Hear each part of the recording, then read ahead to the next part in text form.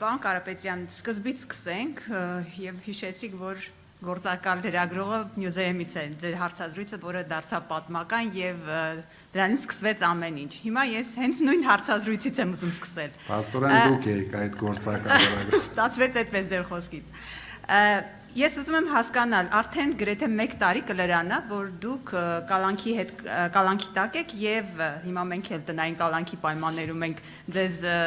հետ այսպես ասուլիսը, դուք հայտարարել եք, որ մեր ձևով կմասնակցենք պաշտպանելով եկեղեցու հետ կապված քաղաքականությունը,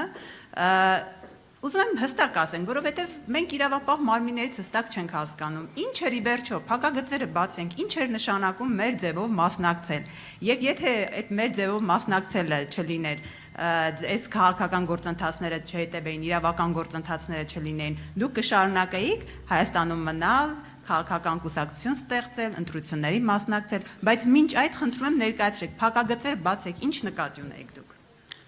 Եթե դուք եք այդ գործակալը եւ ես ձեզ եմ տվել այդ հարցազրույցը,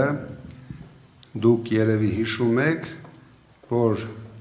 դա ընդամենը միամիտ մարտը, երբ դուրս եկավ եկեղեցուց,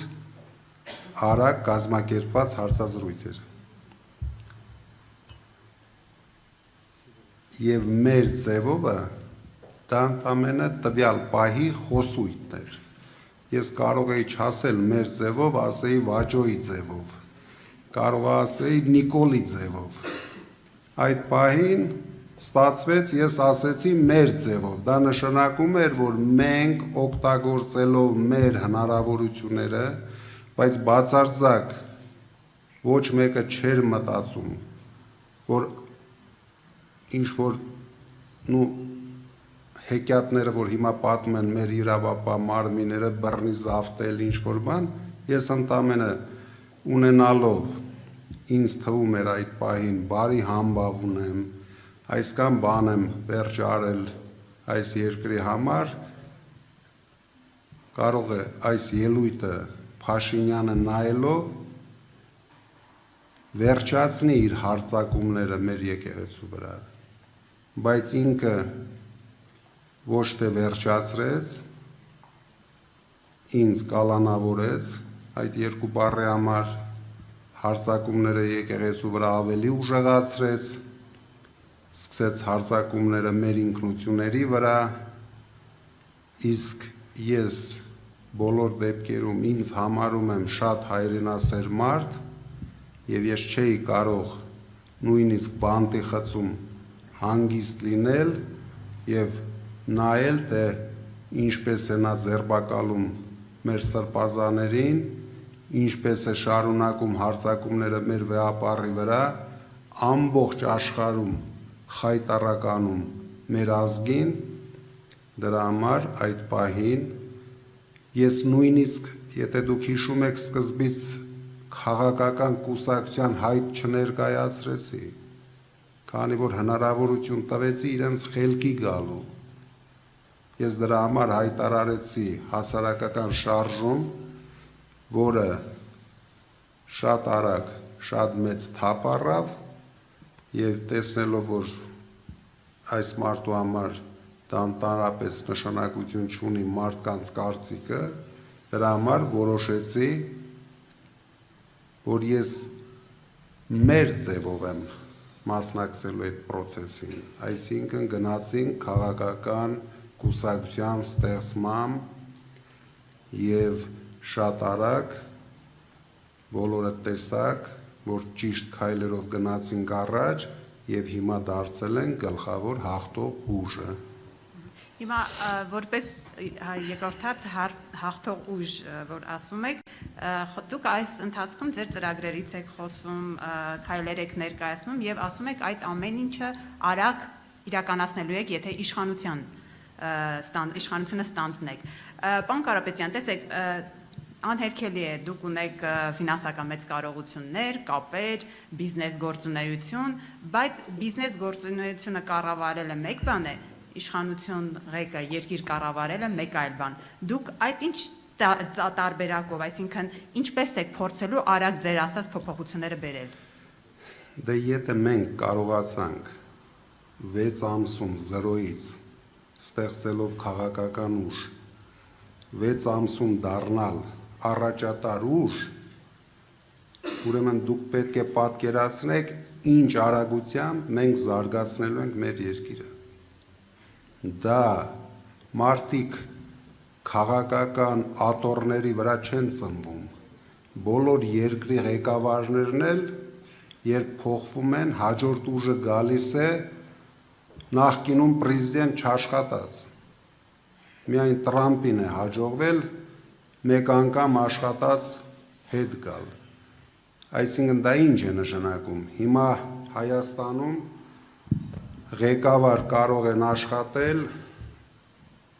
4 մարդուց բաղկացած, այսինքն 4 մարդ։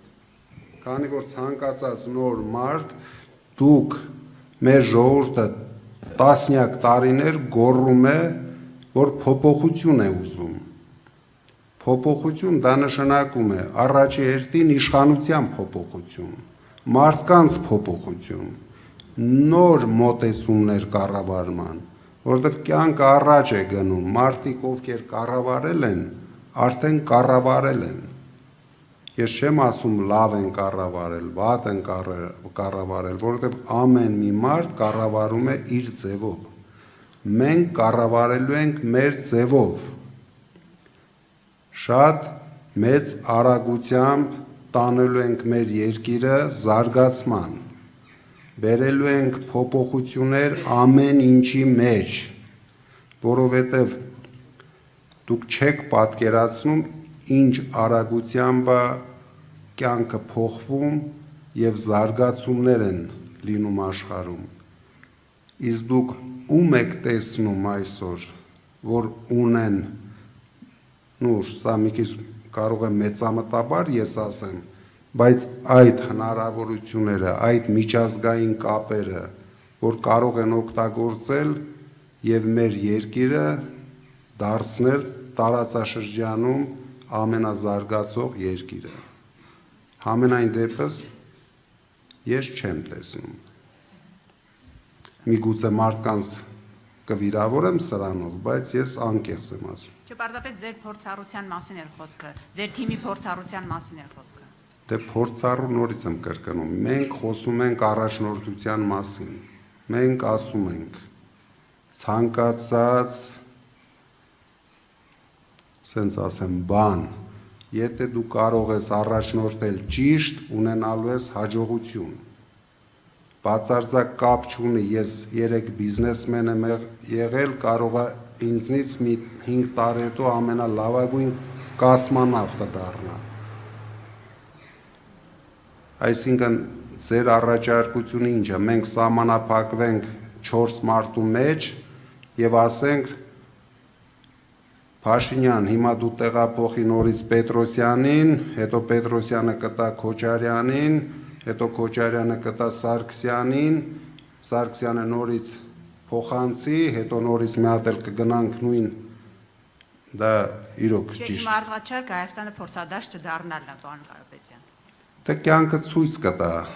ինչն էր փորձադաշտը։ Համենայն դեպս դուք 8 տարում ապրեցիք փորձադաշտում։ Տեսնում եք, դա եմ ասում։ Բայց դուք իշխանության բերեցիք կյանքում ոչինչ չստեղծած փոքրիկ շանտաժիստի, ով իր ապրուստը ձևավորում էր շանտաժներով, ինչը հիմա անում է, հիմա դու գիտեք ինքը ինչ է անում Ռուսաստանը, շանտաժ է անում, պամպերսը հակը շանտաժ է անում, որովհետև օգտագործում է այս ժամանակահատվածը, ինչը տեսնում է Ռուսաստանը գտնվում է ինչ-որ